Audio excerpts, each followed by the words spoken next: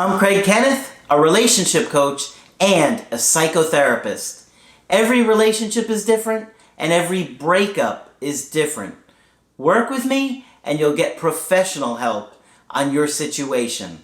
And if you're in no contact, focused on personal growth, my workbook series, The Knowledge, will help you make changes like you've never made before.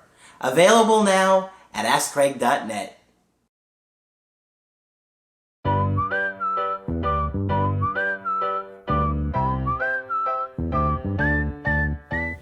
Hi there, I'm Coach Craig Kenneth. And I'm Coach Victoria. Today we're going to be talking about what love feels like for the avoidant attachment style.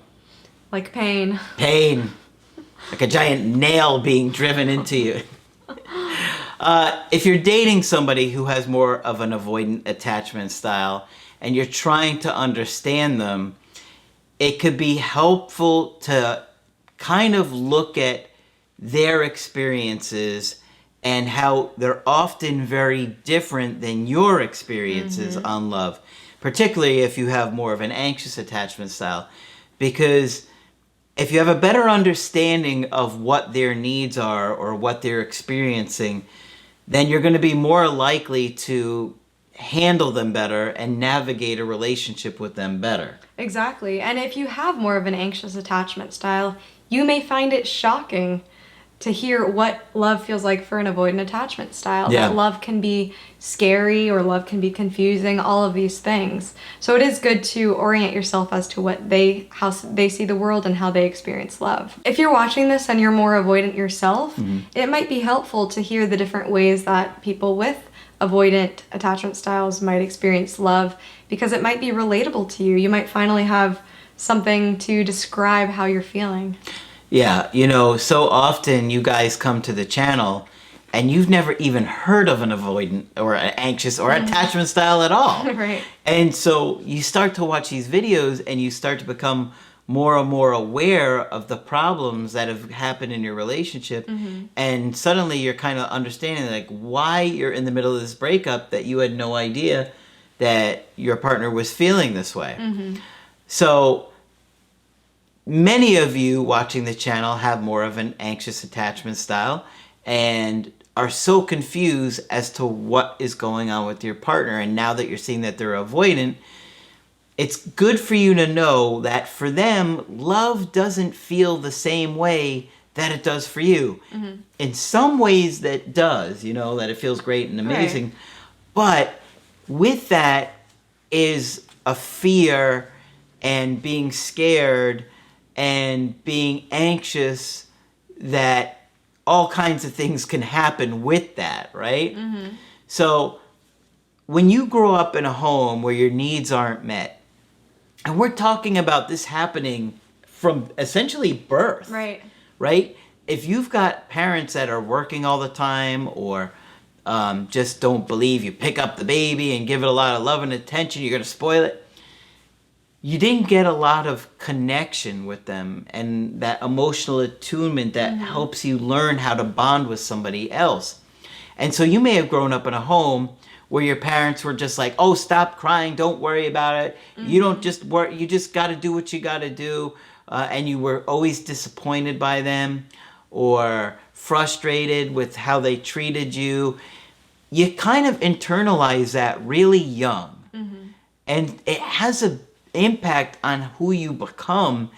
And you have to imagine, it's not like you were an adult when this happened to you. You didn't understand anything about the world other than how these people were treating you. Right. And children and even babies are very perceptive. Yeah. And they pick up on things. Sometimes all you have to do is say something to them one time. How many of you had parents say something to you one time like, oh, you were a mistake? And it sticks with you. That's my point. One time of a parent maybe being frustrated or upset and they didn't really mean it. Right. And it sticks with you forever. And so when you become an adult and you start to date and bond with somebody else, a romantic partner, a lot of those feelings and fears and hurts and these risks of being disappointed again are going to come back up. Right. And sometimes it can also be a visceral fear. When thinking about how you're raised, love may have not been safe. You may have been in an abusive situation where you were punished for having needs. So this can be seen when kids need food and you're in a poverty situation where there isn't food. You might be scolded for asking for food. Yeah. And there are situations like this, and Yeah. that does have an impact on how you see the world. And also, when you are an adult and you do experience a close, intimate relationship, that experience of that closeness can bring back a lot of those fears from that abuse and that neglect that you experienced in childhood. And it may not even be a conscious thing. It might be, most of the time, it isn't a conscious thing. Yeah. It's more of a feeling that you get where it's that association. Your unconscious is associating your early childhood experience to this similar closeness with another human being where your vulnerabilities are out in the open. Yeah, in my experience, I've seen so many avoidants avoid thinking about it. Yep. Even thinking about it. Yeah. It's too painful. It's too much. And, you know, for them, love feels different. Okay? Because maybe they grew up in a home where love was being manipulated, being deceived, being lied to, being mistreated, being neglected, being bamboozled. Yep. Nobody likes a bamboozle. No. And this can happen in homes where the parents are manipulative. And trust me, this does happen, where parents restrict their love and affection to try to get their child to behave in a certain way or to do what they want. This can be really hard to fathom that a parent would do this, but it does happen. Also, there might have been fights in the family. And people fight nasty sometimes, especially in families when you feel extremely comfortable with each other. So your vulnerabilities might be used later in a fight as ammunition to hurt you. And so growing up, when this happens repeatedly over and over and over again, then that causes you to think, why is somebody being nice to me? Why is somebody being affectionate to me? Or are they going to use how I open up to them as something that can hurt me later? Yeah, and they will. And, you know, if that happened to you growing up, share your experiences, you know, so people can see what happened and relate to that. And I also find that those with more avoidant attachment styles also have a greater fear of feeling like a fool. I think existentially a lot of us do in love because we are being that vulnerable. But I think particularly for those who are more avoidant, that being shamed or being seen as foolish is more of a theme. Yeah. Not a good feeling. Right. That the people you're supposed to count on the most are treating you in that way. So, of course, if you grow up in that situation, it's going to be so hard to trust that somebody's being authentic with you and that you're not just being used or lied to, or, you know, because there are obviously many adults out there that will do that to you. A lot of times for the avoidant, love feels overwhelming. Okay? I think that's one of the most important things that you understand is that they feel like suffocated. They feel like their personality is kind of being constricted. Yeah. Like that they can't be themselves. They can't have the space or the freedom that they need. They feel smothered. They feel engulfed. And you may just be trying to be affectionate with them because you want to be close with them and you want to bond with them and you want to have fun with them. And for them, it could be like, oh my gosh, this is too much. And they don't want to talk about it. They're just overwhelmed by it. And they're just like, they need time to process and before they'll even want to talk about things. Yep. Yeah. And another thing that can be hard to understand is that even parents who are physically present can be emotionally unavailable. Even parents who are overprotective, who are very concerned for their child's safety, can be emotionally unavailable. And that can lead to somebody feeling or associating love and control and love and overbearingness rather than love and affection and warm feelings. You know, our parents had their own issues, okay? Just like if you're a parent and you have your issues and you want to do your best to work through them. Right. But like my mom was very sweet and considerate and kind, but she was anxious. Okay? And so with me, I felt like she didn't listen. And I felt frustrated all the time that she didn't listen to me. That because she was anxious, what do I teach you guys? That when you become anxious, you become self-absorbed and only really think about your own needs. And I've talked about this for years on the channel. And it took me a long time to put this stuff together and understand. And so for me, the impact was, of course, what do? Now I listen to you guys because I want to give you guys the thing that I didn't get, right? And teach you about relationships and why relationships don't work, because I grew up in a home where my dad was divorced, or he was married 3 times, and my mom was married 3 times. And so I was like, I want to figure out relationships, why they don't work. So, those early things that happen to us impact us in different ways. And for the avoidant, it's overwhelming, it's uncomfortable, and they just don't know what to do with too much closeness. Exactly. And with that said, it's also really unfamiliar. And with unfamiliarity and not being accustomed to something, it can be very uncomfortable. It is uncomfortable. Sadly, giving someone too much love can actually feel uncomfortable. Yeah. As sad as it is to say that, right? And that's also part of the growth and healing process for those with more avoidant attachment styles, is that it's going to be uncomfortable in that process of becoming more secure and being able to accept and appreciate that love and affection. So that's another step in the process of becoming more familiar with it and also being a little bit more open to it. And also talking about unfamiliarity, people come up with their own expectations of what they think it should be. And because they don't actually know what love and affection really is like, they tend to project their ideas of what it should be like, or what they've heard, or what they hope for.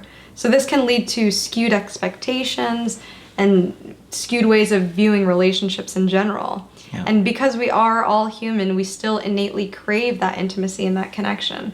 And so for those with more avoidant attachment style, they might dream up this perfect partner who's going to anticipate your needs even before you say them. They might have watched a lot of Disney growing up and think that this magical prince is going to solve all their problems. And if there are any issues at all, then it must not be right, and it must not be it for them. So these unrealistic expectations can really impact their view of love. Yep. And I think a lot of that is because their needs have gone unmet, essentially in many ways their whole life. That's what they're kind of wanting to create, that somebody's just going to magically take care of them now, like their parents were supposed to. And the inverse of that too is seeing how their love is received by others. So love can be really confusing. They might think, I've taken care of you physically, I pay for your bills, I clean the lawn, I make your lunches every day. Why don't you think this is enough? Why do you want more love from me? This isn't making sense. And so they can be confused as to why their love and affection isn't being received well, or the way they show love and affection. And love for them can feel exhausting. Like it's a chore. Like they know you have all these needs and it overwhelms them to do those things for you. And so they feel tired because they're like constantly trying to make you happy, but it doesn't feel enough for you. Right. And with that being said, also, they grew up trying to focus on their own needs and trying to take care of themselves as much as possible, that taking care of somebody else's is kind of a foreign concept for them. And they might be so stuck on this rugged individualism that considering somebody else's needs and thinking about another person is work, and is a lot of work. And it can be something that's definitely an afterthought. And it is a lot of work. It is. And if somebody has, mental health issues, anxiety, depression, trauma, things like that, that can make being in a relationship 10 times more exhausting than if you grew up in a healthier home. Yeah. Okay? Yeah. So they, in many ways, are struggling with their own needs and taking care of themselves, and understanding what's going on with them and all the issues that are going on within themselves. And so the idea of taking care of somebody else just can overwhelm them. So the more you familiarize yourself with attachment and attachment issues, the more you're going to be able to understand the people that you date and the issues that they're struggling with and navigate those things, because quite frankly, nobody's perfect. We all have issues. We all have our own things that we struggle with. And the more you become aware of those things within yourself and within your partner, the better you can be balanced and not maybe so demanding to somebody, right, or not be so neglectful to somebody. And realize that you're going to have to deal with the person that you're with as your partner and their particular set of issues. right, Right? And that's just part of being an adult in a romantic relationship. Avoidants do still want closeness and connection. We are wired for that. And I really believe that a big part of that is because it keeps us feeling safe. right. And so we all kind of emotionally long for those connections. It's just that when the avoidant gets them, all of these things tend to happen. Right. And if you are more on the avoidant side of things and you're watching this, we really hope that these are all areas that you can work on. Yep. That if you recognize that love does feel exhausting for me. Yeah, it is confusing. And to think more about why that is, where it comes from, and what you can do about it. Because there are things that can be done, and love doesn't always have to feel like that for the rest of your life. I believe that you can get to the point where love will be comfortable, where love will be enjoying, where love will be safe. So I speak that onto all of you. Yep. It takes effort, it takes time, it takes awareness, it takes learning emotional self-control, it takes learning to trust. Yep. And it takes a lot of different things that, like we've covered in this video. But the more you work on yourself, the healthier your relationships are going to be it with your ex if they come back, or with new people that you date. But you really want to make the changes within yourself because you'll feel a lot better. Right. Well said. And of course, if you want to get our help personally, you can go to my website, askcraig.net, sign up for the coaching option that works best for you. I do email coaching and I do Skype. Coach Victoria will continue to train with us. I'll be here. And you'll be able to do Skype coaching with her in the future. But that's it for this video. I'm Coach Craig Kenneth. I'm Coach Victoria. And we will talk with you soon. To get my help personally, go to askcraig.net and click on Schedule Coaching and choose the option that works best for you.